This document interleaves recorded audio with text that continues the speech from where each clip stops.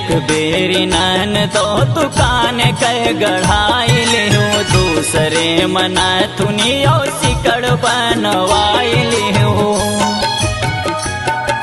ए नन तो सुन तो एक बेरी नन तो दुकान कह गढ़ाई लिहू दूसरे मना थुनियो सिकड़ बनवाई लिहू।